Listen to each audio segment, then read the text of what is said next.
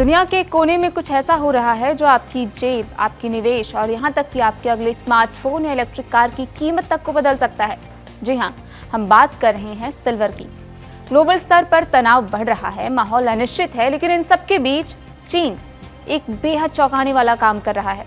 चीन ने अचानक चांदी की खरीदारी इतनी तेज कर दी है कि इंटरनेशनल मार्केट में हड़कंप मच गया है। साल 2026 की शुरुआत ही हुई है और रिपोर्ट्स बता रही हैं कि चीन ने चांदी की आयात के सारे पुराने रिकॉर्ड्स तोड़ दिए हैं। आखिर चीन ऐसा क्यों कर रहा है? क्या उसे किसी बड़ी मुसीबत का अंदाजा लग गया है या ये कोई मास्टर स्ट्रोक है?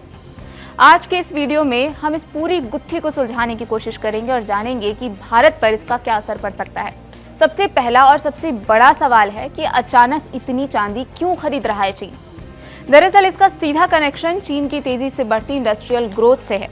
ग्रीन एनर्जी का बादशाह चीन दुनिया का सोलर पैनल और इलेक्ट्रिक वाहनों का सबसे बड़ा उत्पादक है। और गेस करें क्या? इन दोनों में चांदी का इस्तेमाल बहुत ज्यादा होता है।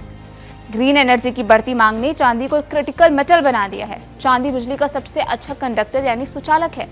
5G टेक्नोलॉजी, हाईटेक इलेक्ट्रॉनिक्स और नई टेक्नोलॉजी में चांदी की भूमिका अहम है और चीन इन सेक्टर्स में अपनी पकड़ और मजबूत कर रहा है। इसके अलावा सिर्फ इंडस्ट्री ही नहीं, आम चीनी निवेशक भी अब चांदी की तरफ भाग रहे हैं। सोने के मुकाबले चांदी अभी भी सस्ती है और लोगों को उम्मीद है कि ये भविष्य में भी सोने से बेहतर रिटर्न दे सकती है, खासकर जब आर्थिक माहौल अस्थिर हो। सिर्फ जनवरी और फरवरी 2026 के 2 महीनों में चीन ने 790 टन से ज्यादा चांदी खरीदी है। हाँ जी, 790 टन। ये आंकड़ा आम नहीं है, ये एक ट्रेंड है जो ये बता रहा है कि चांदी की कीमतें अब रुकने वाली नहीं है। चीन की जबरदस्त खरीदारी का असर अब पूरी दुनिया महसूस कर रही है। इंटरनेशनल कमोडिटी एक्सचेंज में पहले से ही चांदी का स्टॉक सीमित था। अब सोचिए, एक तरफ सप्लाई कम है और दूसरी तरफ दुनिया का सबसे बड़ा खरीदार अचानक ओवर टाइम खरीदारी करने लगा है।